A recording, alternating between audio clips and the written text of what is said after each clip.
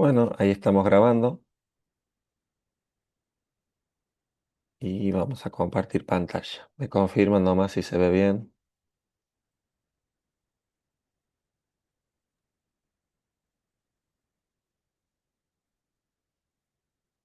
¿Todos ven la diapositiva? Sí, Sí, profe. se ve bien. Perfecto. Bueno, este, como veníamos viendo en las etapas del proceso estadístico, llega un momento en el que estamos en la de resumen, en donde, como dice la pantalla, se achica o se reduce ese gran cúmulo de datos y decimos que es el gran desafío de la estadística. Nosotros ya hemos visto en el encuentro anterior cómo tomábamos una tabla bastante grande y seleccionando variables de nuestro interés, hacíamos tablas de frecuencia. Esas tablas de frecuencia, de alguna manera, ponían el foco en características de la población y nos permitía visualizar la misma. Y posteriormente, bueno, después de hacer una tabla de frecuencia, también podíamos representar gráficamente. Y había, bueno, lo hemos visto, gráficos apropiados para una sola variable, gráficos apropiados para representar dos variables en simultáneo. Había gráficos que eran específicos de variables cualitativas y hay otros específicos de variables cuantitativas. Eh, entonces, también les había dejado un video para ver antes de este encuentro un poco lo que se acostumbraba en cuanto a variables cuantitativas, porque las variables cuantitativas tienen un tratamiento especial. En realidad, en la estadística nosotros podemos profundizar un poquito más en el análisis. Si teníamos datos de manera no agrupada, podíamos llegar a agruparlos en estas frecuencias simples, pero podía presentarse los casos en los que tengamos que agruparlas en intervalos de clase, ya sea porque se trate de una variable cuantitativa continua, que ahí siempre tiene un retratamiento, ¿no?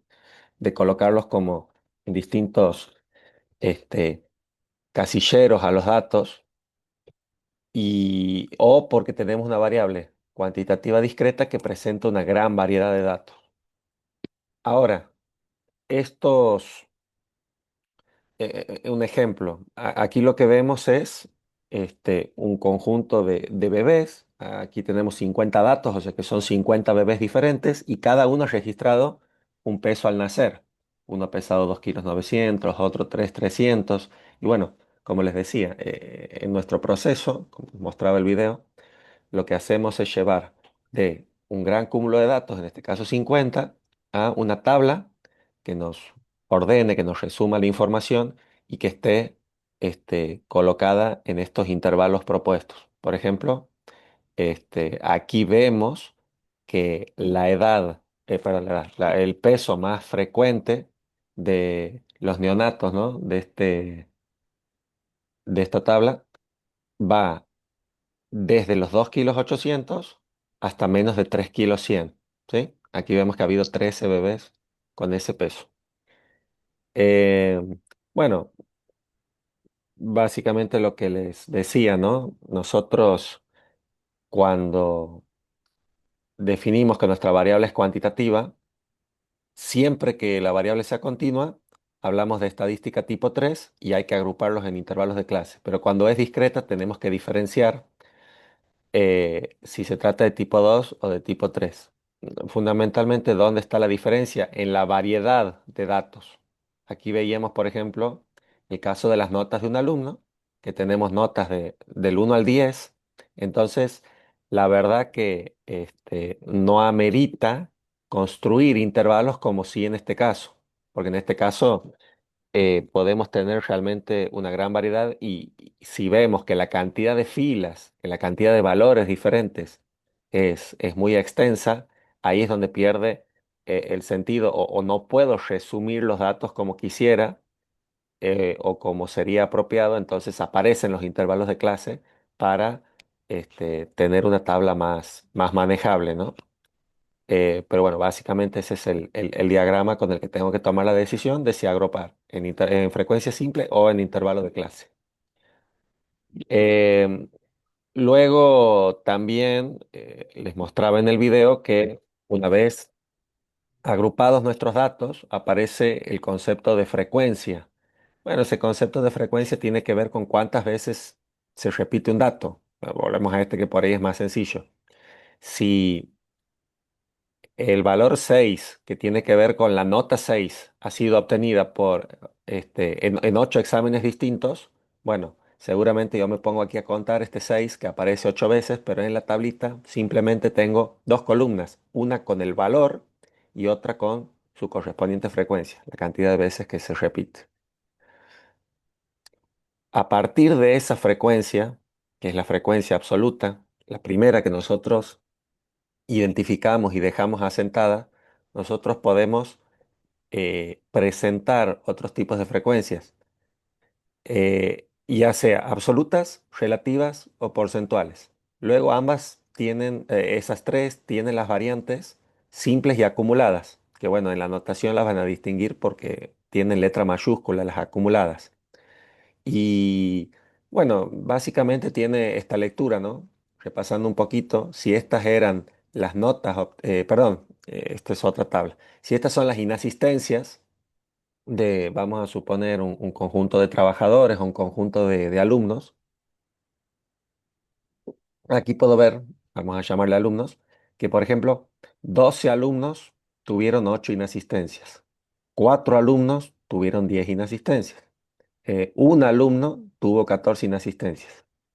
Y esto como lectura, ¿no? De frecuencia absoluta. Siempre leo de derecha hacia izquierda. Leo la frecuencia y lo relaciono con el valor.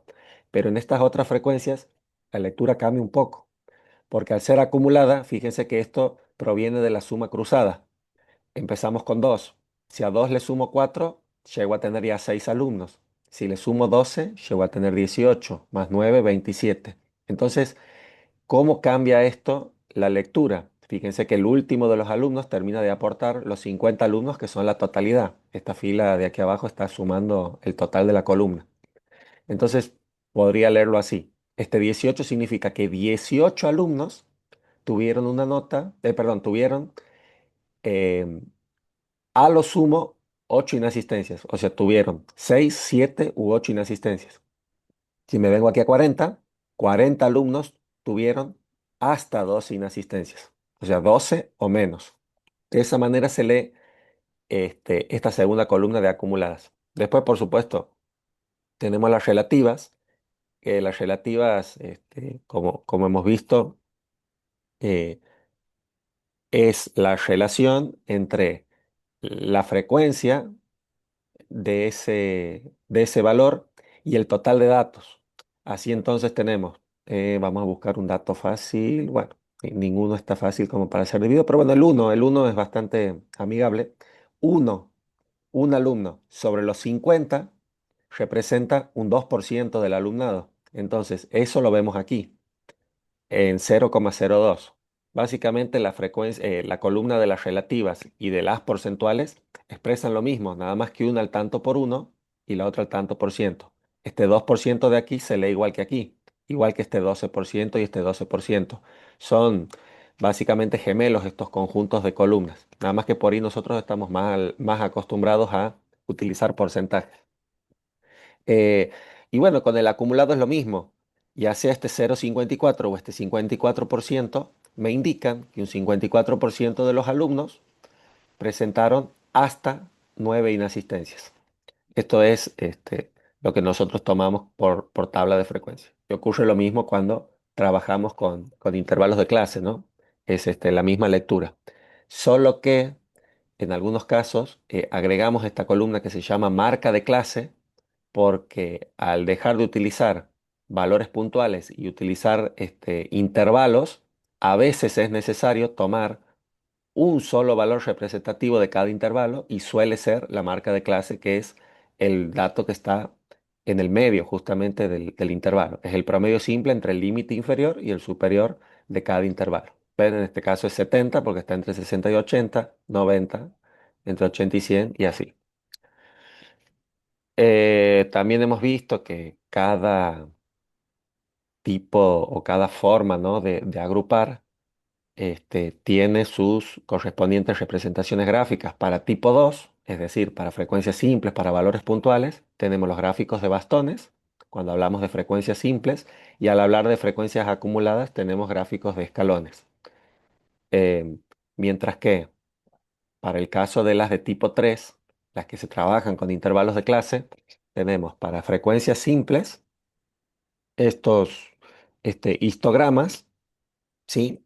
Que son barras pegadas ya, y después para lo que son frecuencias acumuladas utilizamos este gráfico de ojiva.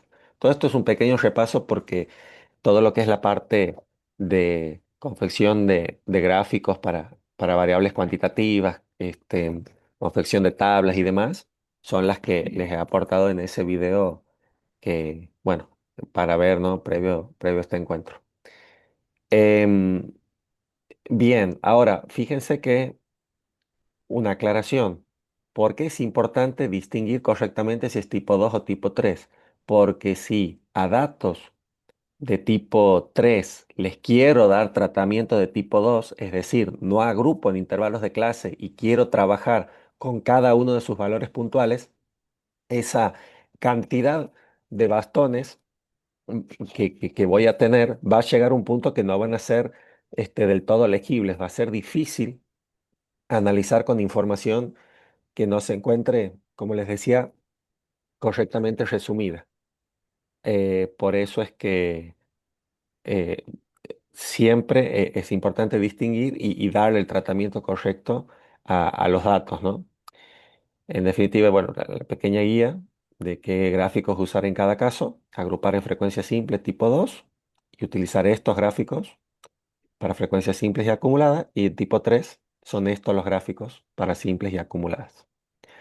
Em, ¿Alguna duda hasta ahí? ¿Vamos bien? Antes de arrancar el tema de hoy, que son las medidas de resumen.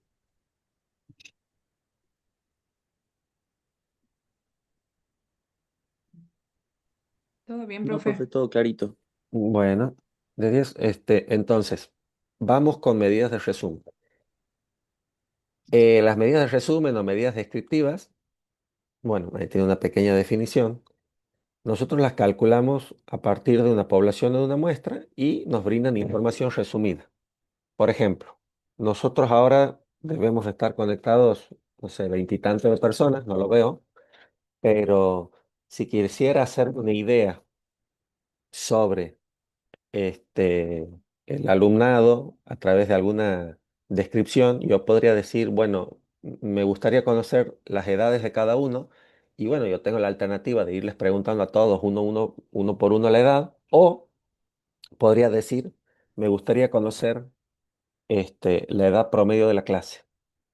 Y con la edad promedio, directamente, este, ya me hago una idea, describo de alguna forma el público con el que estoy tratando. Entonces, eso es un ejemplo, pero muy sencillo, muy simple de lo que es una medida descriptiva. El típico promedio, que en estadística lo llamamos media aritmética, es este ejemplo de eso. Pero hay muchas medidas más y nos ayudan a tener una mirada o mucho más acabada de una distribución de datos. Esas medidas tienen su clasificación, ¿no? Tenemos las medidas de posición, dispersión y forma. Que bueno, también podemos tener otras clasificaciones dentro de cada una, pero por ahí la más importante podría ser esta, ¿no? La de posiciones, las de tendencia central y las de localización.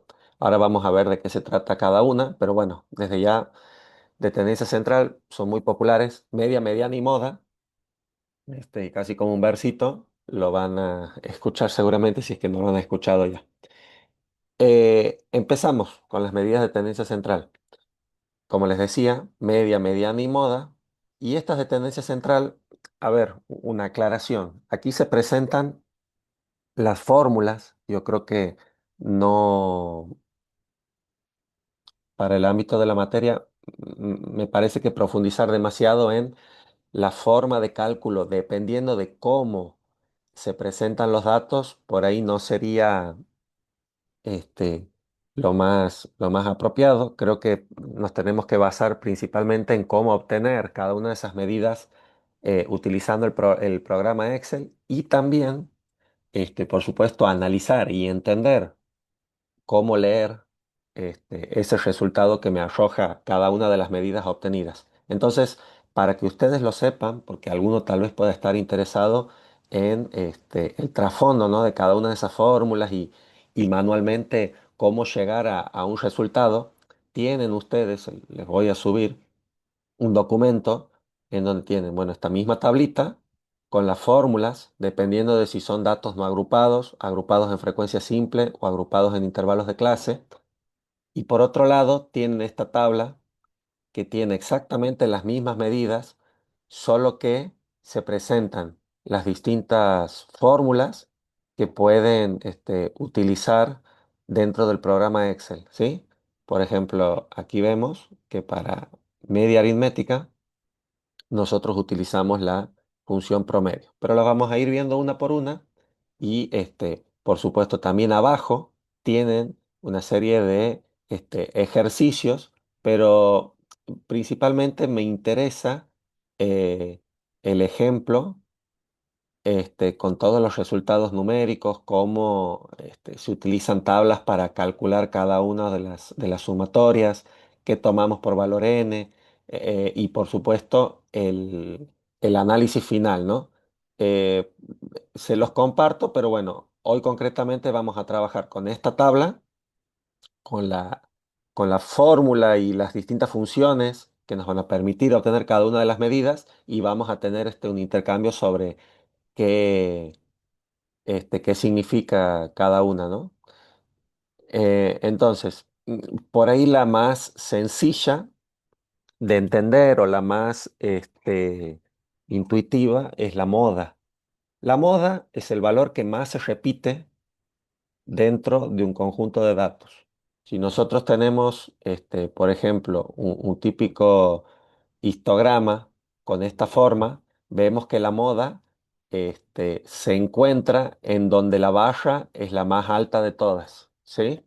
Esa barra, este, nosotros, nos va a indicar a esta altura en el eje horizontal, es donde están los distintos valores de mi variable, mientras que en el eje vertical se encuentran las distintas frecuencias. Si yo retrocedo un poco, como les mostraba aquí, por ejemplo, vamos a un caso sencillo, en bastones se ve más clarito, las inasistencias este, que tienen, por ejemplo, en este caso, los empleados de esta empresa, nosotros decíamos alumnos, bueno, como ejemplo, pero estos empleados tienen 12 de ellos, fíjese que no hay frecuencia mayor a esa, 12 tienen 8 inasistencias. Y lo vemos aquí arriba, que las 8 inasistencias, es decir, este valor de aquí, tiene su barrita más alta. Nada más que en este caso, en lugar de decidir poner la frecuencia simple y encontrarnos aquí el valor 12, hemos decidido utilizar la frecuencia porcentual, que da 20 y pico por ciento. Pero bueno, esa es la manera en la que yo visualizo en un gráfico lo que es la moda. Y ya la puedo anticipar, ya la puedo conocer conociendo mi tabla, ¿no? Viendo cuál es la mayor de las frecuencias. Pero bueno, por supuesto, saber que hay otro tipo de distribuciones. Si bien nosotros típicamente vamos a encontrar distribuciones unimodales, puede presentarse distribuciones bimodales, es decir, con dos modas. No necesariamente tienen que ser con la misma frecuencia, puedo tener inclusive una moda mayor y una moda menor, pero sí se distinguen dos picos, ¿sí? Bien, bien, bueno, valga la redundancia, bien diferenciados. Tenemos también distribuciones multimodales y cuando hay presencia de distribuciones uniformes o que no tienen una moda clara, no hace falta esto también que esté al ras, que sean todas las barras iguales, con que sean muy similares entre sí, ya podemos decir que es una distribución amodal. Bueno, suele decirse que en realidad todas las distribuciones deberían, bueno, a ver, vamos a encontrar cuando trabajemos con datos,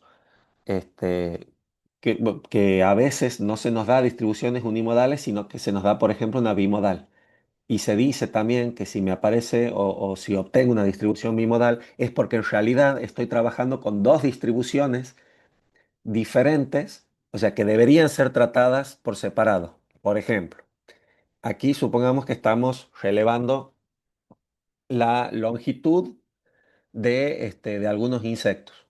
Y bueno, yo tal vez sin saberlo, al encontrarme dos picos, en realidad estoy tomando el largo del cuerpo de ese mismo insecto en género o en sexo hembra y macho, sin saberlo, o de dos especies distintas, que en apariencia son las mismas, pero en realidad se trata de dos especies, por eso tiene distinta longitud el cuerpo.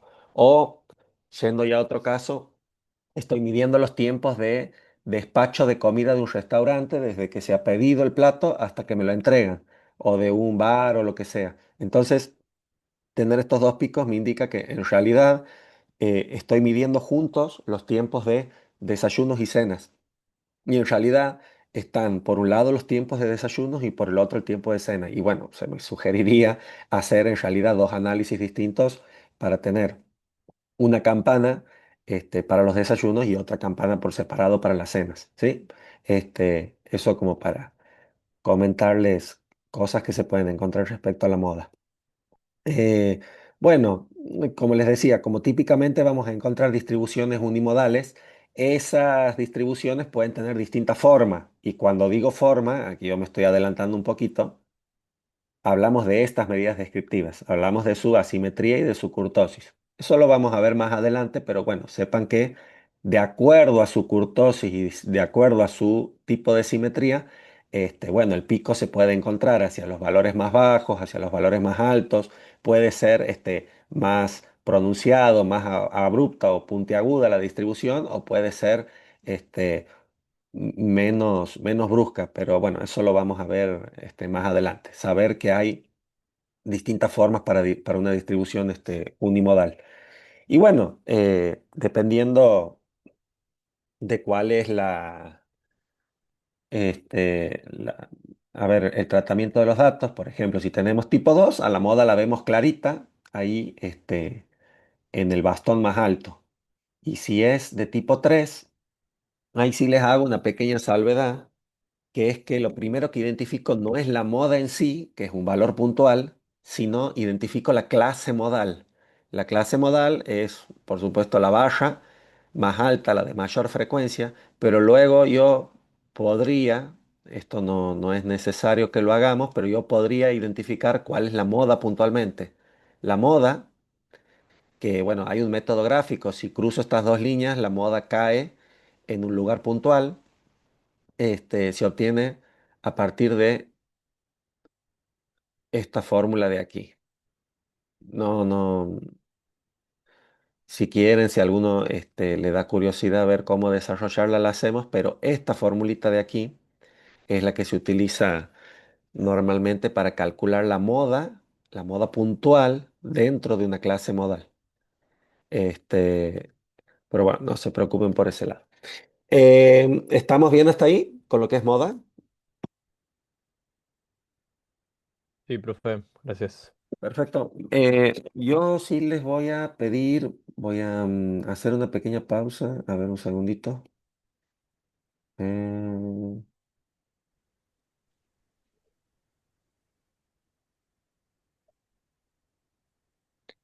bien, ¿me confirman, por favor, si se ve? Sí, profe, sí Mm. se ve. Perfecto.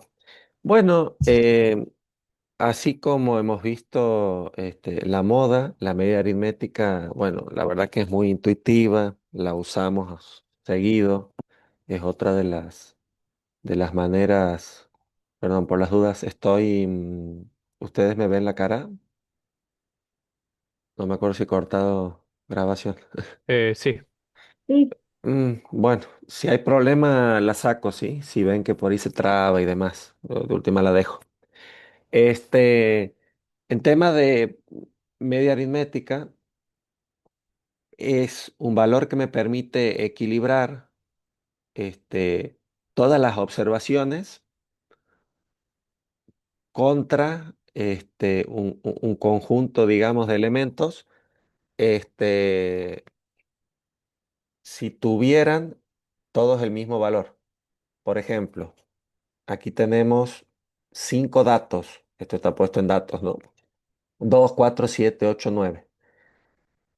Podemos suponer que son notas obtenidas, podemos suponer que son inasistencias, no sé, cantidad de hermanos, aunque bueno, son valores atípicos en algunos casos, pero suponiendo que sea nota obtenida, nosotros, ya sea distintas personas, cada una con su examen, o una misma persona a lo largo de varios exámenes, podemos calcular y decir que en este caso la media aritmética es 6. Entonces, si nosotros sumamos cada una de esas notas, vamos a llegar a totalizar 30. Pero si yo hubiera sacado 6 en cada uno de esos exámenes, también totalizaba 30. Entonces, es una de las propiedades, ¿no?, que tiene la media aritmética, que me permite sumar, este, digamos, totalizar lo mismo, ya sea con los datos originales o la media por el total de datos. Así como logro ese equilibrio con la media aritmética, la mediana lo que equilibra es la cantidad de datos menores a cierto valor y la cantidad de datos mayores a cierto valor. Dicho de otra manera, nosotros este, aquí en esta distribución de datos, el valor central que nosotros observamos es el número 7. Entonces, ese 7 va a ser nuestra mediana. ¿Qué significa? Que hay igual cantidad de exámenes en los que yo he obtenido menos que 7 e igual cantidad de exámenes en los que he obtenido más que 7. La mediana suele ser muy utilizada por tener la propiedad de no verse afectada por valores extremos. ¿Qué significa? Nosotros hemos tomado el caso de las notas, que bueno, tiene como cierta limitación en cuanto a los resultados que puedo obtener, pero vamos a suponer que esto se trata de inasistencias y yo, en lugar de tener aquí una persona con 9 inasistencias, tengo una persona con 40 inasistencias. Entonces, ¿qué va a pasar? Si yo quiero calcular las inasistencias promedio de los empleados, si este 9 se me va a 40, el promedio se me dispara. Pero la mediana, o sea, el promedio, digo media aritmética, pero la mediana se mantiene en 7 igual. Es decir, no se ve afectada por la aparición de valores extremos. Por eso es muy usada, a veces como reemplazo de la media aritmética para describir algunas características de las poblaciones, justamente por eso. A ver, hay muchas variables que pueden tener valores realmente altos y realmente extremos frente a lo que normalmente se presenta. Por ejemplo, ingresos de un hogar y de golpe aparece, no sé, algún magnate con un ingreso altísimo, eso me dispara el promedio, pero ese promedio no es del todo representativo de la población. Está haciendo ruido y no me permite describir un barrio normal, en donde viven, qué sé yo, el común de las personas, porque justo este, esa persona tiene ingresos extraordinarios. Bueno, está bien, dispara el promedio, pero si yo quisiera describir el barrio, lo más probable es que la mediana me dé una idea más acercada al común del barrio. Em, a la mediana nosotros solemos representarla en la mediana y otras medidas de localización, que ya las vamos a ver, en este gráfico de ojiva. Resulta más intuitivo verlo ahí. ¿Cuál es el gráfico de ojiva? Bueno, el de ojiva, aquí voy a retroceder un poco, es el que usábamos cuando teníamos estadística tipo 3, es decir, nuestros datos agrupados en intervalos de clase, y representábamos algunas de las frecuencias acumuladas. Voy a volver a ver para recordar las frecuencias acumuladas. Las acumuladas son las que están con mayúscula. Frecuencia absoluta acumulada, fíjense que aquí llega a un máximo de 60, coincidiendo con el total de datos. Frecuencia relativa, que cuando nosotros vamos acumulando llegamos a la unidad, que es el equivalente a la frecuencia porcentual acumulada en su 100%. ¿Ven? Cada una de ellas tiene la propiedad de llegar a n, o sea, al total de datos. Esta llega a 1 y esta llega a 100%. Esta de aquí, la frecuencia acumulada porcentual, es muy, a ver, útil para ser utilizada en las ojivas, porque, bueno, justamente nos permite visualizar de manera, muy clara estas medidas de localización, como por ejemplo la mediana. Fíjese que hasta cierto valor acumula el 3%, luego acumula el 10, 20, 40, 75, hasta llegar al 100. Como siempre va en crecimiento, por supuesto, al ser acumulada, eso hace que la ojiva, vamos de vuelta a lo que es una ojiva, arranca en 0% y va acumulando datos. ¿Cómo los va acumulando? Bueno, por supuesto, si la frecuencia es bajita, es decir, si hay poquitos datos entre 60 y 80, el crecimiento que voy a tener aquí va a ser más bien aplanado, va a ser más bien tímido, va a subir de a poquito la frecuencia. Pero, por ejemplo, en este que va de 120 a 140, fíjese cómo sube bastante. Y entre 140 y 160 es todavía más empinado, me parece, si no recuerdo mal. Entonces, este, eso me da la pauta de cómo van cayendo o cómo van, agregándose los datos. Como les digo, empezando en el 0% y terminando en el 100% cuando llego a mi valor máximo de la distribución. Bueno, la mediana es justamente ese valor, por eso lo marco. Recuerden que los valores de la variable están aquí abajo en el eje horizontal. Lo marco en donde intersecta, mejor dicho, el 50%. Entonces, bueno, ahí está esa definición que decíamos, que ese valorcito, esa mediana, significa que en el 50%, por ejemplo, en este caso, ¿no? Puntual, leyendo esta variable y demás, el 50% de los meses los gastos de limpieza han sido de, si vamos a suponer que aquí es 145.000 pesos uruguayos, han sido de menos de 45.000 pesos, de 145.000 pesos uruguayos, y el otro 50% restante ha sido superior a esos 145.000 pesos. Eso es lo que me está indicando la mediana aquí. Por supuesto que, además de la mediana, podemos encontrar otras medidas de localización que, bueno, ya las vamos a explicar. Pero vamos a la planilla, porque a mí me interesa, que vean aquí cómo calcular estas tres que hemos visto: media aritmética, mediana y moda, con estos ejemplos. Yo esto lo voy a borrar y les voy a mostrar con qué datos vamos a trabajar. Fíjense, estos son los gastos de mantenimiento mensuales. Los hemos expresado en dólares, como para que sean comparables. Si no, vamos a empezar con que, bueno, distinta época, bueno, vamos a suponer que inflación baja, poca inflación, en distintas instituciones educativas. Estos son datos ficticios. La escuela uno, 2, 3, 4 y 5. ¿Cómo se lee esto? Como son gastos de mantenimiento mensuales, por ejemplo, para la escuela uno yo tengo 80 datos. 80 datos, lo que significa 80 meses. En un mes he gastado $3.050, en otro mes 3.150, en otro 3.200 y así. Esto no es estrictamente el orden de aparición. Puede ser que este sea del último mes, este del primero, este del mes número 10. Puntualmente en este caso están ordenados de menor a mayor, pero lo importante y lo que tenemos que saber es que se presentan 80 meses, 80 datos de gastos mensuales. O sea, cada uno de estos es un mes y está expresado en dólares. Entonces, fíjense que lo que vamos a hacer es primero calcular la media aritmética. ¿Cómo calculo la media aritmética de la escuela 01? Bueno,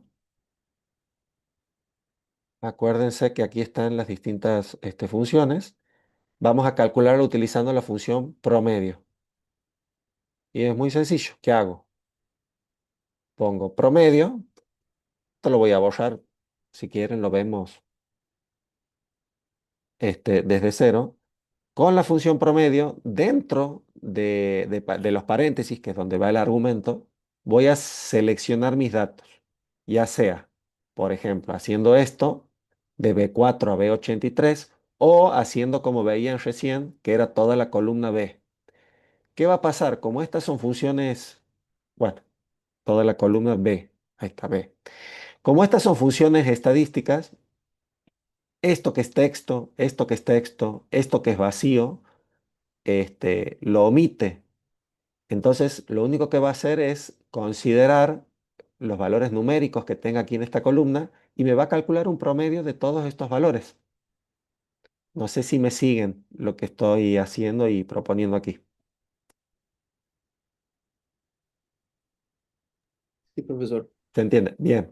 Entonces, al calcular el promedio, apretar Enter, acabo de obtener este numerito de aquí que dice 5.527. ¿Alguien sabe qué significa 5.527 si hablamos de promedio, de media aritmética?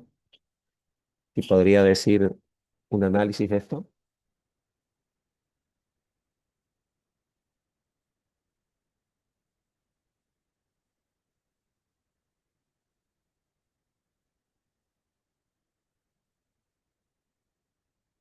Bueno, Lo que se gastó.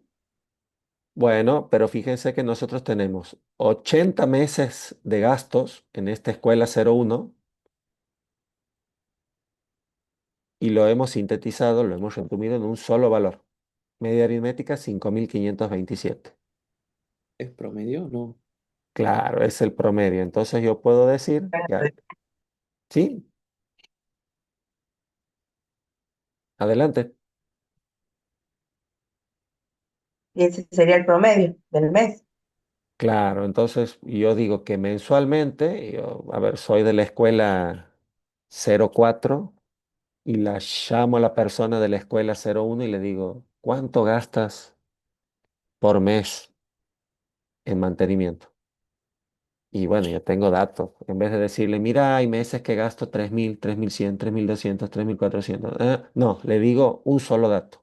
Mira, en promedio gasto 5.500. Un solo dato.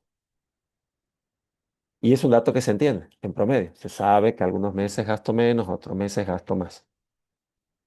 Ahora, ese promedio, así como lo hemos calculado aquí, aplicando lo que hemos aprendido de copiado y pegado y de cómo puedo aprovechar una fórmula para varios conjuntos de datos, si yo arrastro esto hacia la derecha, así como aquí estoy calculando promedio para la columna B, si lo arrastro a la derecha, copio y pego hacia la derecha, tengo el promedio de C, tengo el promedio de D, que es la escuela 3, ¿ven?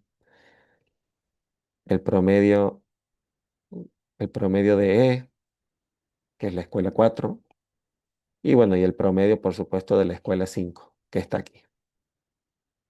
¿Qué pasa? El promedio me da una idea inicial de dónde me estoy posicionando, de la magnitud de gastos de cada escuela. ¿Qué ven así como primera impresión comparando las distintas medias aritméticas? Si veo estas 5 escuelas y estas 5 medidas, ¿qué es lo que me dirían así intuitivamente?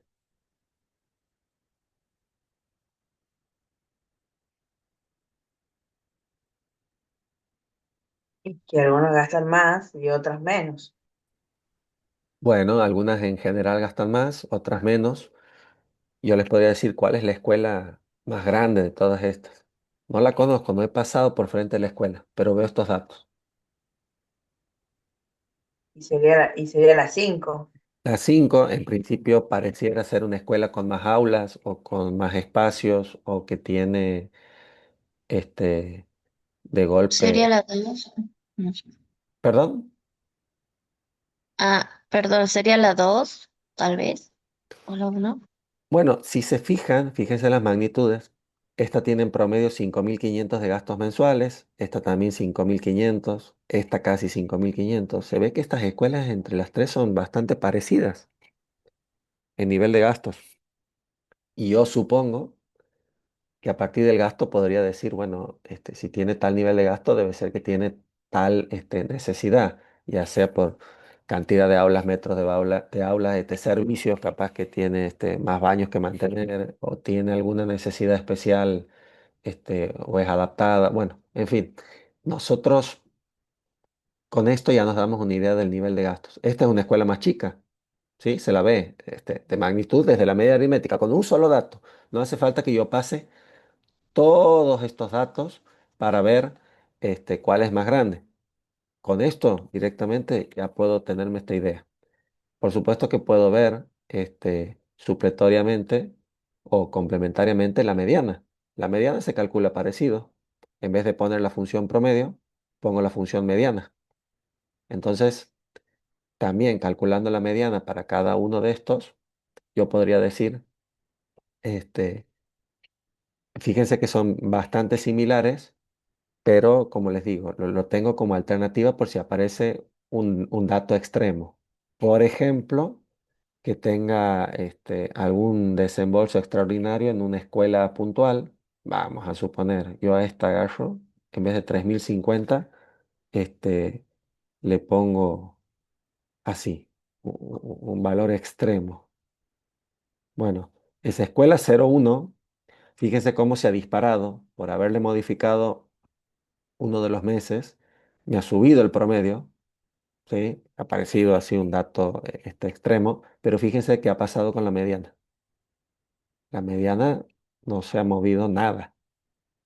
Inclusive, también para qué se la usa a la mediana. No solo que se la usa conceptualmente para a veces compensar que aparece un valor extremo, sino porque puede inclusive aparecer un valor extremo por error, por un error de carga.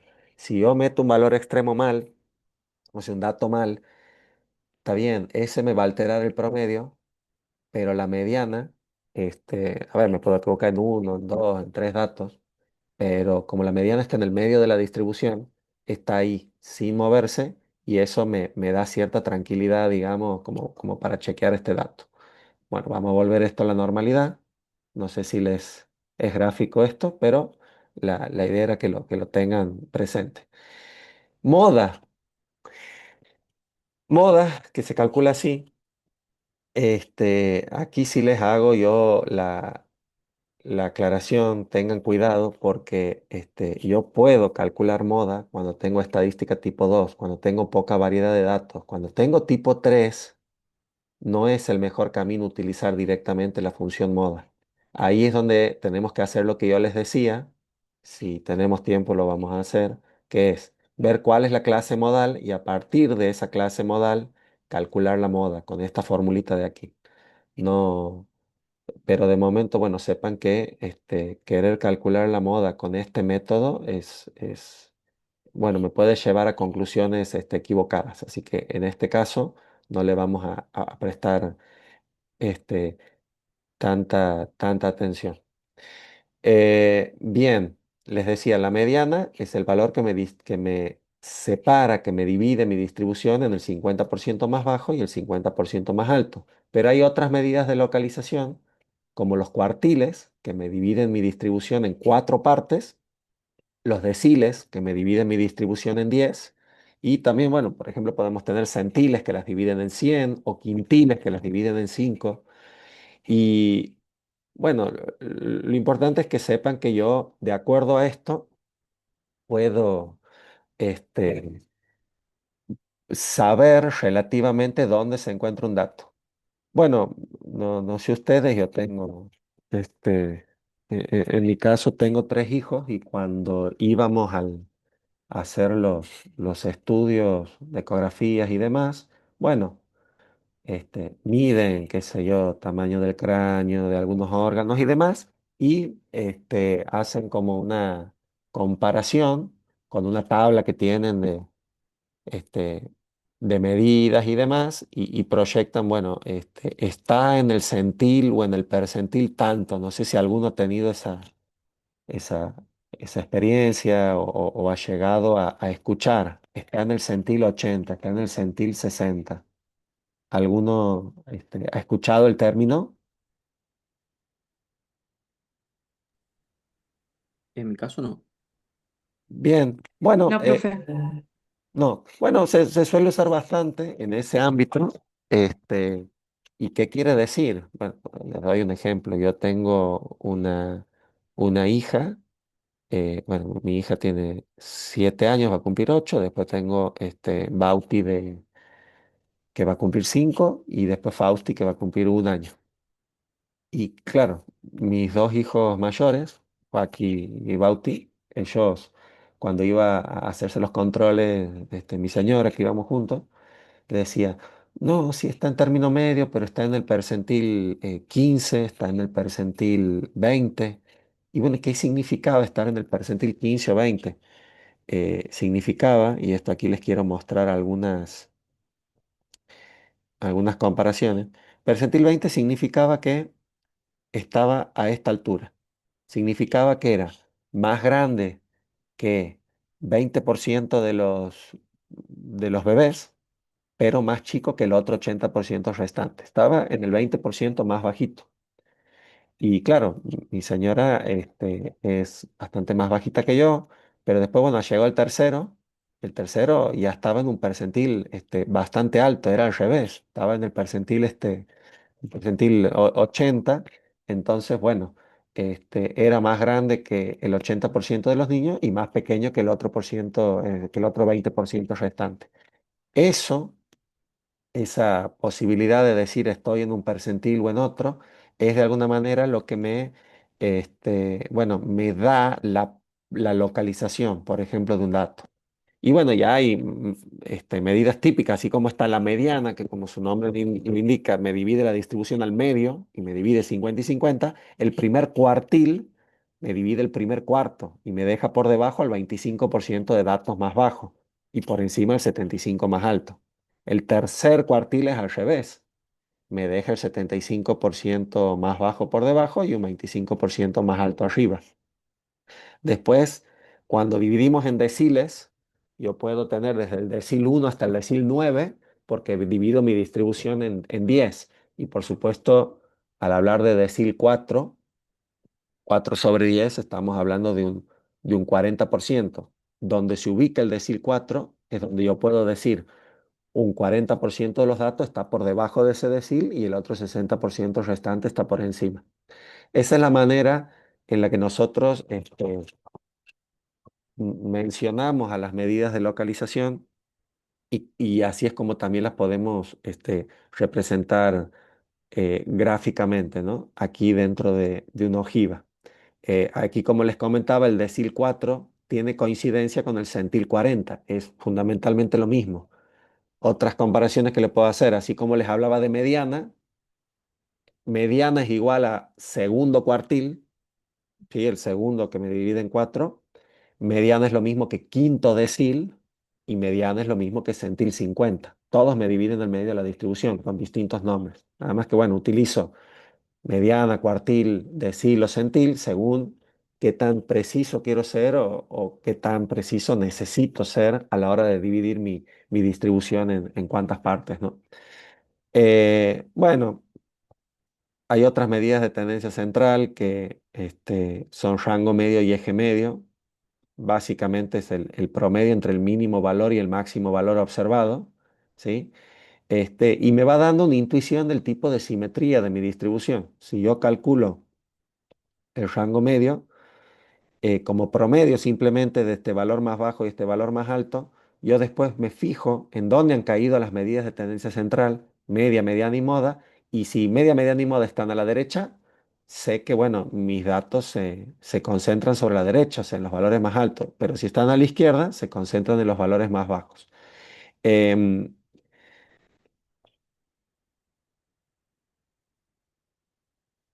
para encontrar todas estas medidas que les venía mencionando, eh, cuartiles, rango medio, mínimo y máximo, bueno, las fórmulas también son muy sencillas, ¿no? Con la función min encuentro el mínimo valor de todos los datos de un rango, ¿no?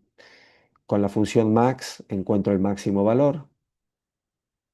La función para el primer cuartil, es así, la función cuartil. Ustedes la tienen, la pueden repasar, consultar, pero bueno, tomo el conjunto de datos y el segundo argumento me está demandando que ponga alguno de estos valores.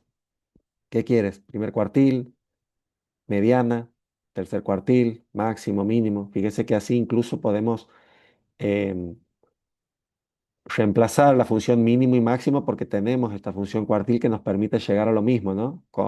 Poniendo como argumento 0 o 4 aquí. Vamos a poner primer cuartil y aquí Lo mismo, pero con el tercer cuartil, ¿ven? Entonces, todo esto también nos sirve para seguir describiendo este, todo nuestro conjunto de datos. Em, bien, a ver, voy a hacer aquí una pequeña pausa, pero no, más que nada de presentación. Les consulto cómo venimos, más o menos estamos entendiendo de qué se trata esto, relacionando medidas, gráficos. Sí, profe. Vamos bien. Sí, Em, bien, ahora, bueno, continuamos con esto. Por ahí lo que es la parte estadística, yo por ahí voy con cuidado porque no, este, a ver, si bien es muy útil para investigación y medio complicadito, sí, está bien, pero en definitiva,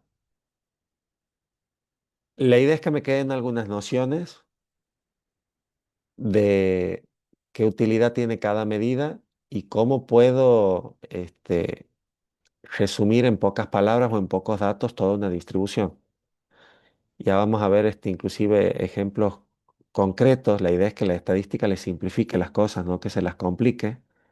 Ahora estábamos viendo un caso con 80 datos, pero podrían tener, no sé, 100, 1000, 2000 o 100.000 datos. Y les aseguro que es mucho más fácil leer 5, 10, 15 medidas descriptivas que ponerme a barrer toda esa cantidad de datos. Pero bueno, a ver, continuemos. Vamos tranqui. Yo no quiero acelerar mucho. Bueno, sé que por ahí no resulta tan amigable meterse tanto en los números de golpe, pero bueno, vamos a compartir de vuelta pantalla. Eh, estamos. Como les decía, esta cuestión del rango medio me da esta intuición, ¿no? El rango medio me permite identificar o ir suponiendo la forma que va a tener mi distribución. Si los valores se concentran aquí, del lado derecho o del lado izquierdo. Vamos entonces al Excel y yo les podría decir, rango medio es el promedio entre el mínimo y el máximo dentro de ese conjunto de datos. Obviamente, tengo que calcular rango medio para la escuela 1, rango medio para la 2, para la 3, pero aquí tenemos el mínimo y el máximo y lo que tenemos que hacer es sumarlos y dividir entre 2. Justo ahí en ese punto medio está el rango medio. Y fijen, aquí dice que está en 6.425. O sea, a ver, voy a tratar de no embarullar esto con algo muy complicado, pero supongamos que tenemos esta recta de aquí, donde está el mínimo y el máximo. El mínimo es para esta distribución, no olvídense las otras columnas. Yo estoy representando la escuela 1, 3050, que está aquí en una punta y en la otra punta está 9800. En el medio, o sea, como promedio simple de estos dos datos, está el rango medio que es 5218, justo ahí en el medio de la raya naranja. ¿Dónde están mis medidas de tendencia central? Las busco aquí. 5500 y 5300, que es lo que veíamos en la diapositiva. ¿Dónde están estas? Media, mediana, moda. Bueno, 5500 y 5300. Ambas están a la derecha del rango medio. ¿Qué significa? Significa que yo espero para esta distribución una mayor concentración de datos sobre la derecha, es decir, mayor frecuencia, mayor altura en las barras sobre la derecha, aquí hay barras, y sobre la izquierda, menos concentración. Me espero una campana que empiece baja y termine alta, porque las medidas de tendencia central me indican que va a haber concentración a la derecha. Eso es lo que estaría pasando en este caso. Esa intuición es la que me permite el rango medio, que antes de graficar, conociendo rango medio y comparando con estas dos, directamente ya vaya sabiendo con qué me voy a encontrar. Esto es lo que les quería este, comentar sobre la utilidad del rango medio. Em, por supuesto, lo podemos calcular para todos y hacer similar diagnóstico. Fíjense, 5493 dice el de la escuela 3. Y fíjense los valores de las medidas de tendencia central. Están cerca del rango medio. Yo ya me estoy imaginando no una concentración a derecha o a izquierda, sino una concentración más en el medio. Eso es lo que me va tirando esta medida. Bueno, el eje medio se usa de forma alternativa, que es el promedio entre los dos cuartiles, porque bueno, el rango medio al trabajar con valor mínimo y máximo, ante la aparición de un dato extremo, el rango medio es muy sensible, se puede mover. Me aparece un mes con 300.000 de gasto y el rango medio se me corre un montón. En cambio, en el eje medio, eso no me afecta, porque los cuartiles, así como la mediana, no se ven afectados por la aparición de un datito que me corra todo, ¿sí? Entonces, eso también a tener en cuenta. Como les decía, el eje medio, así como el rango medio es el promedio de mínimo y máximo, el rango medio, perdón, el eje medio es el promedio de primero y tercer cuartil, así como lo hemos visto gráficamente. Bueno, hasta el momento hemos visto medidas de posición, de localización, de tendencia central. De alguna manera, aquí la incógnita que tratamos de resolver es, bueno, he borrado lamentablemente mi línea, pero vamos a hacerla de vuelta. Ahí que tengo mi línea, que no, con todos mis distintos valores, desde el mínimo hasta el máximo. Y sobre esa recta yo estoy describiendo si mis datos se encuentran en valores bajos, un poco más altos, un poco más altos, un poco más altos. Es decir, a qué altura de esta recta tengo mayor concentración de datos.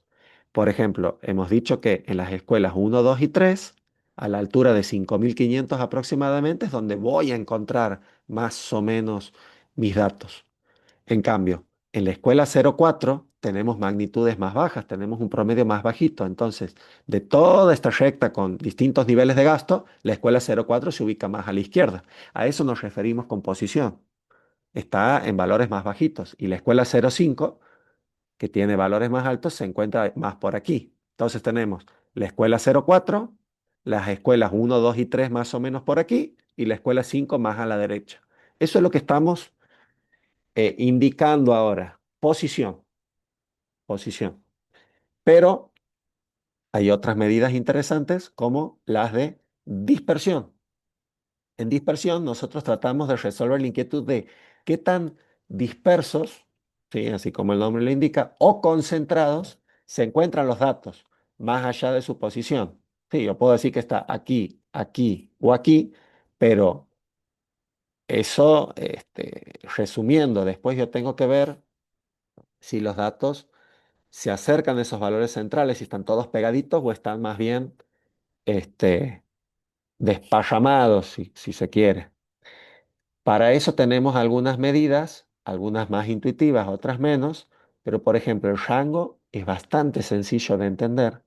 Por supuesto, como el rango se calcula como la diferencia entre el máximo valor y el mínimo valor, o sea, este menos este, se ve afectado por la aparición también de un valor extremo. Siempre que dependa de poquitos datos para calcular una medida, sepan que puede ser sensible ante la aparición de un dato extraordinario. Por eso hay que tomarse con pinzas eso y bueno, tiene esa dificultad. Pero a la vez el rango es muy fácil de entender.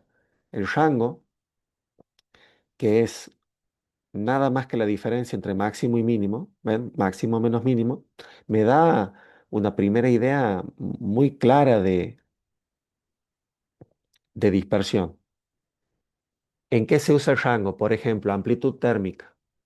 Yo tengo un día, abro el celular y dice, hoy va a haber una mínima de 8 grados y una máxima de 20. Bueno, la amplitud térmica es 12. Eso es rango. Eso es rango y me da una idea de la dispersión.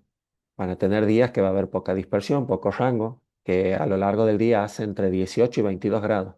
4 de amplitud térmica, 4 de rango. Voy a tener una temperatura más bien constante a lo largo del día. Los datos, que en este caso son temperaturas, se parecen entre sí. No hay mucha diferencia entre uno y otro. En cambio, a mayor amplitud térmica, a mayor rango, yo tengo mayor diferencia. Así que es, como les digo, bastante intuitivo, pero bueno, tiene esa desventaja de que me aparece un datito extremo en variables como esta, en la que tenemos, por ejemplo, gastos mensuales, me aparece un día con gastos extraordinarios y bueno, el rango se me dispara también. Ahora, fíjense que haciendo la comparativa, ya estamos viendo algo llamativo, porque el rango de si lo comparamos con estos otros, es bastante amplio. Tengo una gran variedad de datos. Recuerden que proviene de aquí, que tengo un mínimo y un máximo, y aquí, bueno, el máximo me está dando la pauta de que algo pasa, a diferencia de estos dos. Pero bueno, más o menos nos vamos haciendo la idea de estos datos. Bueno, de manera también supletoria, si se quiere, tenemos el rango intercuartílico, que es la diferencia entre los cuartiles. Nuevamente, se usa de manera alternativa, todo para evitar la cuestión de verse afectado por valores extremos. Y me da la dispersión ya no del 100% de los datos, sino la dispersión del 50% central de los datos. Eso es lo que me da el rango intercuartílico, porque entre mínimo y primer cuartil tengo 25% de los datos, entre los cuartiles tengo el 50% central y superando el tercer cuartil tengo el 25% más alto. Si nosotros a esto también le incorporamos la mediana, bueno, vamos a tener nuestra distribución dividida en cuatro partes de 25%. Pero bueno, es lo que, fíjense cómo a mayor recorrido de un tramo, fíjense que esto indica mayor dispersión. Significa que los datos se distribuyen a lo largo de un rango más amplio. En cambio, si yo veo aquí entre la mediana y el tercer cuartil poco recorrido, significa mayor concentración.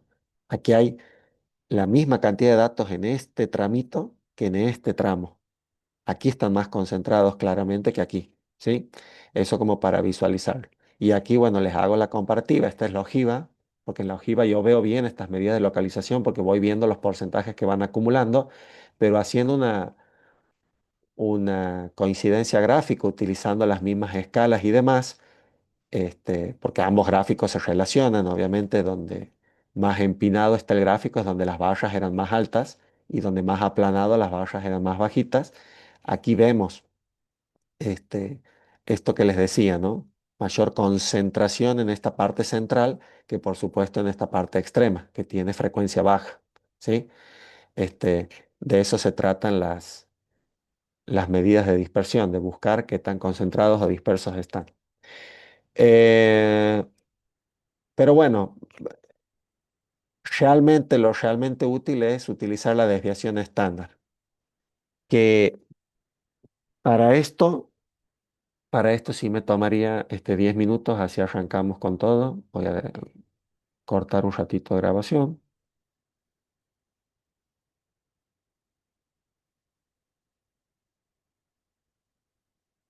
Claro,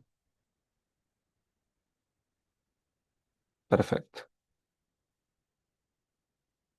Entonces, nos habíamos quedado en las medidas de dispersión y estábamos por ver las últimas medidas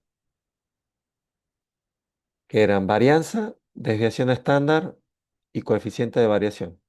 Luego, bueno, nos faltan las de forma que son simetría y kurtosis. Pero es importante que al menos conozcan sobre todo el concepto de desviación estándar, porque es algo que se utiliza mucho en conjunto con la media aritmética. Estas dos, media aritmética como medida de posición y desviación estándar como medida de dispersión, suelen ser dos datos que vienen acompañados y me pueden dar una idea bastante acercada sobre la distribución de datos, esas dos solitas, ¿no? Sí es importante conocer las otras, pero bueno, en estas, entender lo que hay por detrás es importante para otras aplicaciones también, para otros usos. Eh, bueno, ¿en qué consiste la desviación estándar? La desviación estándar es la desviación típica que nos encontramos alrededor de la media aritmética. Nosotros teníamos nuestra distribución de datos, que los podíamos graficar, los podríamos mostrar en una tabla, además. Calculábamos la media aritmética, el promedio, como una medida representativa de tendencia central, donde se supone que alrededor de esa media es donde se concentran los datos, pero calculando la media aritmética sola no me doy una idea de lo que es la dispersión de estos mismos datos. Yo puedo eh, ver un alumno que tiene de promedio 7 y ese alumno de promedio 7 haya sacado a lo largo de su carrera 7 7 7 7 7 7 6 8 7 7 6 6 7 8 8. Ese alumno de promedio 7 que tiene notas tan parecidas, tan concentradas entre sí, tiene una dispersión baja o una alta concentración. En cambio, un alumno de promedio 7, hablamos del mismo promedio, que de golpe cada tanto te saca un 10, te desaprueba una materia, va con 9, con 8 y tiene menos constancia o menos consistencia en las notas, tiene una dispersión más alta. Entonces, para distinguir a ambos alumnos, tenemos que encontrar una medida que acompañe y nos ayude a describir justamente ese comportamiento y ahí está la desviación estándar, que como les digo es la desviación típica o es el promedio de las desviaciones, que tanto se desvían los datos en general en torno a la media aritmética. Eh, Hay una regla empírica porque, bueno, nosotros en la naturaleza, en algunos fenómenos sociales y demás, encontramos lo que se llama la, la distribución normal, o sea, muchos siguen un comportamiento normal, que es una curva como esta, que es una curva simétrica y mesocúrtica, ya vamos a ver qué significa eso, y que típicamente, como es simétrica, coincide aquí en el centro media aritmética, mediana y moda. Tiene esa característica, lo que significa que hacia su izquierda y hacia su derecha son iguales. Bueno, este, se ha detectado que, bueno, normalmente si nosotros tomamos la media aritmética y hacemos un intervalo restándole una desviación estándar y sumándole una desviación estándar, en ese tramo, en ese rango, vamos a encontrar aproximadamente un 68% de los datos. Ahora, si amplío ese intervalo y resto dos desviaciones y le sumo dos desviaciones, voy a encontrar 95% de los datos y si hago lo propio con tres desviaciones, voy a encontrar el 99% de los datos. Nosotros, con que sepamos que la mayoría de los datos, o aproximadamente, o casi el 70% de los datos, está en este rango de menos una desviación y más una desviación, suficiente pensando en un análisis inicial. ¿Y cómo lo calculamos? Porque aquí sí me quiero meter un poquitito nomás en lo conceptual. Para obtener la desviación estándar, nosotros normalmente primero calculamos lo que es la varianza, que es ese cuadrado. Calculamos la varianza, a partir de la varianza calculamos la desviación estándar y luego podemos calcular el coeficiente de variación. Vamos a ver en qué consiste cada uno de estos. Miren, esto como para que lo vean y se diviertan un rato, no hace falta entenderlo del todo, pero fíjense cómo la fórmula de la varianza va a depender de cómo se encuentren los datos. Si los datos están no agrupados, agrupados en frecuencia simple o en intervalos de clase. Nosotros vamos a trabajar con esta formulita. Ojo, no, esto no lo tienen que hacer, esto es para explicarles cómo se calcula y que tengan noción. Vamos a usar esta formulita de la varianza, la que está para datos no agrupados, porque así es como nosotros tenemos nuestros datos aquí, están no agrupados, no hay frecuencia. No hemos hecho todavía una tabla de frecuencias. Em, y se calcula de la siguiente forma. Dice, bueno, tomamos todos y cada uno de los datos, los copiamos, los pegamos aquí, vamos a trabajar aquí tranquilitos con todos los valores. Y la fórmula me dice, a ver dónde está, aquí está. A cada uno de esos valores restarle la media aritmética para ver justamente la distancia que hay con respecto a esa media. Bueno, la media aritmética de esta escuela uno es esta de aquí. La voy a traer, vamos a traerla, vamos a traer la media aritmética, ahí la tenemos a mano y vamos a pegarla en todas las columnas. Entonces son los distintos valores, la media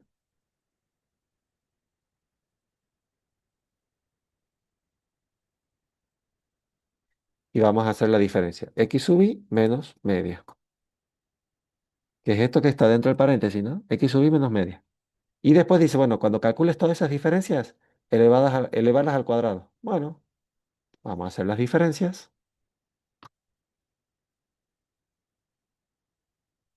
Vamos a elevarlas al cuadrado.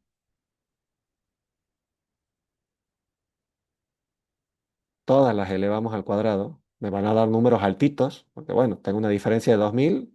Ya los miles se convierten en millones. Y dice la fórmula, bueno, hace una sumatoria de todo eso y dividirlo entre n menos 1. Bueno, vamos a hacer una sumatoria de todo esto. Y a ese numerito, dividirlo entre n menos 1. N es la cantidad de datos que sabíamos que son 80. Entonces, 80 menos 1 es 79. Numerador sobre denominador. Este numerito de aquí, 2.303.402, es la varianza. Es lo que viene de esta fórmula. Pero ¿cómo estamos trabajando con montos que estaban expresados en miles de dólares en este caso, y se nos ha ido a 2 millones? Y bueno, esos 2.303.000, que es lo que ustedes ven aquí, toda esa fórmula que hemos hecho recién se la podría haber hecho simplemente utilizando la función var. Nada más que yo quería que vean que el fondo de todo esto es calcular las desviaciones que hay entre cada uno de los datos observados y la media aritmética, esa distancia que hay entre cada uno. Nada más que si directamente calculamos la diferencia y después queremos hacer un promedio de estas diferencias, y no vamos a poder porque una de las propiedades de la media es que si sumamos todo esto, me da cero. Por eso las elevamos antes al cuadrado. No vamos a entrar en mayores detalles, pero ese numerito obtenido ahí, así como las magnitudes se han elevado al cuadrado, la medida, eh, la unidad de medida, que era dólares, también se ha elevado al cuadrado. Nosotros veníamos trabajando con dólares, dólares, dólares, dólares. La varianza es dólares al cuadrado. Es de muy difícil análisis e interpretación. Por eso, ¿qué hacemos? Aplicamos la siguiente fórmula, que es a la varianza, calcularle la raíz cuadrada, volverla a su unidad de medida original y, bueno, volvemos a las magnitudes a las que estábamos acostumbrados. Ahí es donde a la varianza que le hemos calculado, bueno, aquí, perdón, no sé por qué están los datos de vuelta, pero a la varianza, si yo le calculo la raíz, le voy a poner raíz, la raíz de la varianza es este numerito que es igual a la desviación estándar. También la puedo calcular directamente con la función desbest, que es desviación estándar. Pero bueno, yo les voy mostrando el pasito a pasito. Varianza, que es de difícil análisis porque está en su unidad de medida elevada al cuadrado. Las magnitudes no tienen nada que ver con lo que veníamos trabajando hasta el momento. A esta no la vamos a analizar. La desviación estándar, que la hemos encontrado gracias a haber calculado primero la varianza. Excel de todos modos me lo hace todo junto si le pongo desbest, me lo soluciona. Y lo que más me interesaba es este rango de la media menos una desviación. La media, recuerden, la tenemos aquí calculada de antes. Y por otro lado, la media más una desviación. Lo que estamos obteniendo aquí en estos dos datos es esto que en la diapositiva veíamos como esta parte central. Este 68% central es lo que nosotros tratamos de identificar. Dicho de otra manera, en la mayoría de los meses de esta escuela, si bien tiene un promedio de gastos de 5.527, es muy común encontrarse gastos que van entre 4.000 y 7.000, entre 4.009 y 7.045. Si hago lo propio con las otras escuelas, fíjense que ahí empieza a tomar otro sentido las distintas medidas aritméticas que hemos calculado, porque estas tres que parecían idénticas y que parecía que las escuelas tenían un comportamiento similar en cuanto a nivel de gasto, porque te eran más o menos, tenían un gasto promedio similar, cuando yo entro a calcular la desviación estándar y veo el rango de gastos o de desembolsos típicos que tengo mes a mes, ya son diferentes.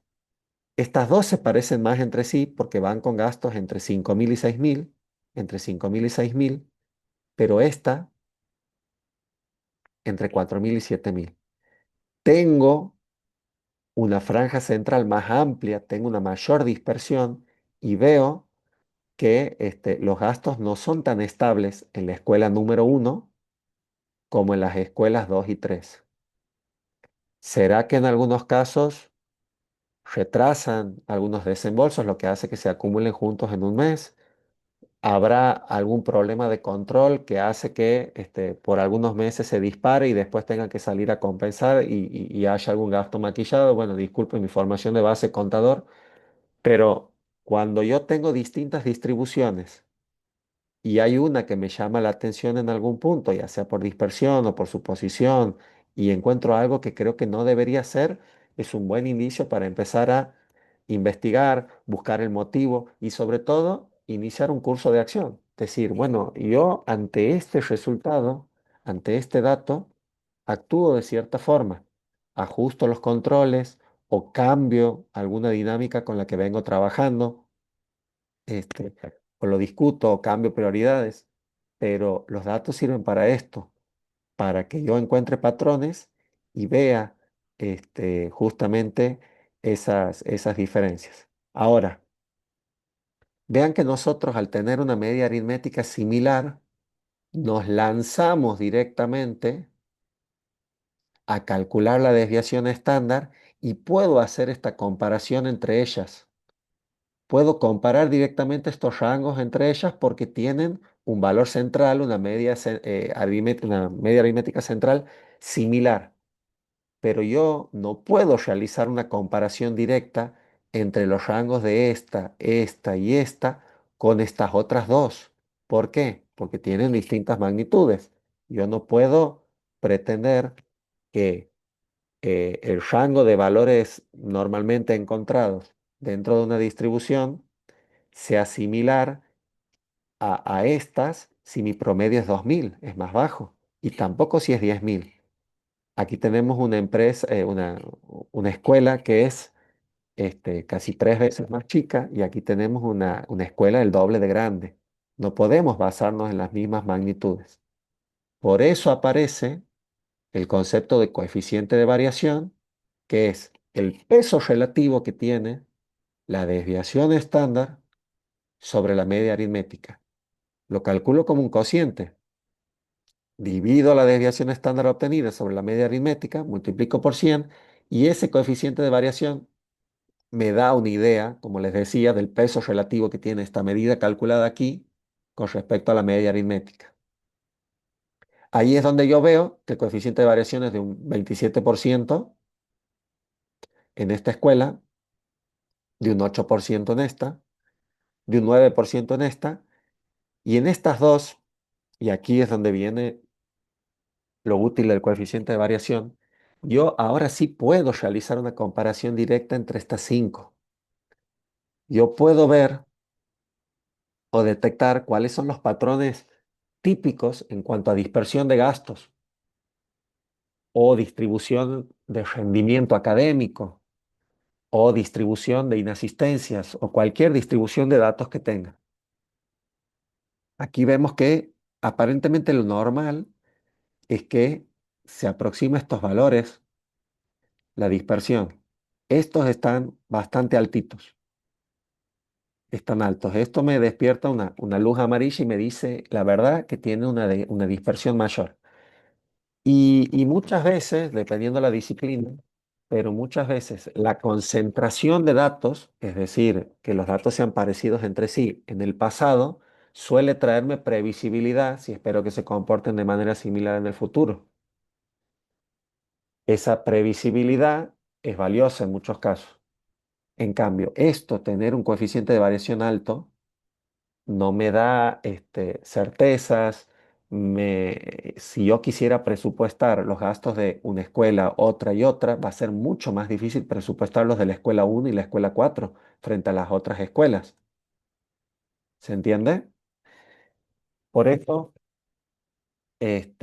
bueno, es útil llegar a este nivel y sobre todo aquí tenemos la utilidad de tener cinco escuelas diferentes que nos permiten comparar qué es lo normal. Si yo tuviera esta medida solita de una escuela sola, yo no sé si este 8 es alto, es bajo, pero si tengo otras para comparar, yo ya voy estableciendo un estándar, yo ya voy viendo qué es lo que típicamente me encuentro como variación y puedo decir, esta escuela está más o menos en los mismos parámetros que el resto, o es un poco menos previsible o es todavía más estable.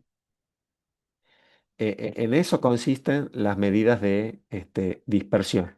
Entonces, sintetizando un poco, la varianza es de difícil análisis porque las unidades de medida están elevadas al cuadrado. Por eso necesitamos calcular la desviación estándar que nos va a permitir a través de este intervalo de la media menos una desviación y la media más una desviación, saber la mayoría de los datos en qué rango se encuentran. Y luego tenemos el coeficiente de variación que tiene la bondad de permitir la comparación entre distintas distribuciones que manejan distintas magnitudes. Una escuela mediana, puedo compararla con una escuela chica y una escuela grande. Eso es lo bueno del coeficiente de variación. Y bueno, luego tenemos eso hablando de dispersión, ¿no? Y luego hablando de forma, tenemos estas medidas de simetría y kurtosis que nos van a permitir clasificar a cada una de las distribuciones que tenemos en alguno de estos 9 tipos. Eh, Vamos primero a lo que es simetría. Una distribución simétrica tiene sus datos concentrados en el centro de la misma, mientras que la simétrica negativa los tiene concentrados hacia la derecha o en los valores más altos y la simétrica positiva la tiene concentrada en los valores más bajos. Más que la concentración en valores más bajos, hablamos también de concentración y sesgo. Si están concentrados en los valores bajos, esta colita, este sesgo, es lo que me indica que es asimétrica positiva o la aparición de valores extremos está aquí hacia la derecha, mientras que aquí ocurre el caso contrario. En el caso que nosotros veníamos viendo gráficamente, fíjense cómo el sesgo está hacia la izquierda. Esta es una distribución asimétrica negativa, con concentración en los valores más altos y una baja frecuencia de los valores más bajos. Eso en cuanto a la simetría. Y la kurtosis tiene que ver con el nivel de contraste que hay. Para eso nos vamos a guiar, si quieren tomamos esta primera fila nada más vamos a ver el contraste que hay entre los valores más repetidos y los menos repetidos. En la leptocúrtica, ese contraste es alto. Los valores más repetidos tienen un alto contraste o una gran diferencia respecto a los valores menos repetidos o los de menores frecuencias. En la mesocúrtica, esa relación decimos que es normal, y en la platicúrtica no hay tanto contraste entre el más repetido y el menos repetido. Fíjense que no es tan empinada la curva. Ahora, a la simetría yo la puedo ver a ojo, pero la curtosis a veces no, no es tan intuitiva de ver. Entonces, por eso tenemos, bueno, vamos de vuelta. Esto es simetría y curtosis, prefiero que la vean así, ¿ven? Platicúrtica, más bien aplanada, mesocúrtica es normal y leptocúrtica bien empinada. Para eso están estas medidas, el coeficiente de asimetría y curtosis. Y de acuerdo al valor que obtengo,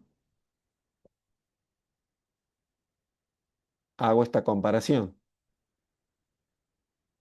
En asimetría, si es igual a cero, la distribución es simétrica. Si es mayor a cero, es asimétrica positiva. Si es menor a cero, negativa. Excel usa esta fórmula en el fondo, eso para que lo sepan nada más. Y en lo que es curtosis, el cero es mesocúrtica, o sea, esta, la del medio. Mayor a cero, o sea, valor positivo es leptocúrtica, esta la empinada, y menor a cero me da platicúrtica, esta de aquí. Aquí yo ya me voy anticipando a lo que va a ser la distribución. Vemos distribuciones que son en general platicúrticas. Esta se podría considerar más bien mesocúrtica y esta es leptocúrtica. Entonces, vamos a tomar una cualquiera. Vamos a tomar, por ejemplo, la tercera escuela. La tercera escuela, en cuanto a su simetría, es levemente asimétrica negativa, o sea que la voy a clasificar aquí, asimétrica negativa, está en esta fila, y por otro lado, me da negativo, así que es platicúrtica. O sea que dentro de las negativas es platicúrtica. Yo espero encontrarme para esa tercera escuela un gráfico similar a este, que tenga sus valores concentrados más altos, pero que no haya tanto contraste entre esa frecuencia y la de los menos observados. Si nos queremos quitar la duda, por supuesto, podemos ir a la escuela, insertar una tabla dinámica y realizar una tabla de frecuencias. Esto ustedes lo tienen en el video, no lo vamos a hacer más bien rápido. Y vamos a construir nuestros intervalos, que bueno, que pueden ir, por ejemplo, desde 4000 hasta, vamos a hacer, no, 100 en 100 es mucho, 6700, 6800, de 400 en 400, creo que va bien ahí. Bueno, ahí lo tenemos. A esto lo podemos graficar. Y tenía, como les decía, una distribución que es apenas asimétrica negativa. Aquí está la colita, el sesgo hacia la izquierda, pero con una concentración más hacia la parte derecha. Y a esto, por supuesto, lo podemos adaptar, como hemos visto en el video, y hacer, por ejemplo, que las barras estén pegadas, etcétera. En definitiva, darle forma de histograma. Pero bueno, nos vamos anticipando a lo que es el gráfico, ¿no? Esto son básicamente las medidas descriptivas. No sé si tienen, bueno, es mucho por procesar, ¿no? Pero este, básicamente hay que dividirlas en tres, ¿no? Es las medidas de posición, con la que veíamos a grandes rasgos, esta es una escuela chica, mediana, grande, lo veíamos a través de la media aritmética. Podíamos también distinguir dentro de cada distribución con las medidas de localización, este, hasta qué monto son el 25% de los meses de menos desembolso, hasta qué monto el 50, hasta qué monto el 75, eso lo veíamos con los cuartiles, con la mediana. Luego veíamos las distintas medidas de dispersión para ver si ese promedio era un promedio más bien estable, con meses con gastos similares, o si los gastos eran más imprevisibles, estaban más dispersos. Eso lo veíamos a través de cualquier medida de dispersión, pero fundamentalmente calculando la desviación estándar, viendo si ese rango del 68% era amplio o era acotado. Si es acotado, si la desviación estándar es bajita, los datos están más concentrados, y si es más amplia, tenemos datos más dispersos. Y luego están las medidas de forma, que bueno, me van a ir dando una intuición gráfica de cómo se distribuyen los datos, ¿no? A eso medio que ya lo voy conociendo cuando realizo mi gráfico, pero luego calcularlo analíticamente me termina de cerrar. Em, Bien, no sé si tienen por ahí alguna duda, alguna consulta. Por supuesto, esto viene acompañado con el material que hemos visto, van a tener a mano las fórmulas, van a tener todo a mano para analizar cada una de las medidas, pero bueno, que quédense tranquilos. La idea era que tengan una cajita de herramientas un poco más amplia. Por supuesto, no podemos dejar de ver estas medidas.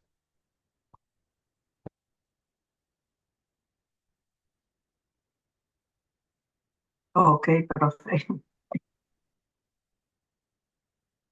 Este, Seguramente, como dice el compañero, a la hora de hacer tareas surgen las dudas, pero fíjense, les comparto un ratito más, que ustedes tienen aquí una linda plantilla porque están todas las medidas con todas sus fórmulas calculadas. Lo único que tendrían que hacer es aplicar cada una de estas funciones al conjunto de datos que quieran tratar en el momento.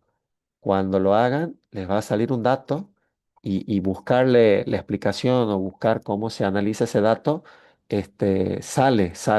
Sobre todo ustedes contando con, con esta guía. Fíjense que están todas las medidas, inclusive, como les comentaba, aquí tenemos, por ejemplo, un caso de inasistencias. Se calcula la desviación estándar y está todo explicadito. Mira. Al calcularse como la raíz cuadrada de la varianza, volvemos a expresar el resultado en la unidad de medida original. En este caso, en promedio, las inasistencias se alejan de la media aritmética 2,51 inasistencias. O sea que la mayoría de los registros estarán entre 7,49 y 12,51 inasistencias. O sea, está la explicación, está el paso a paso, está la obtención de este rango al restar una desviación y sumar una desviación, está la gráfica.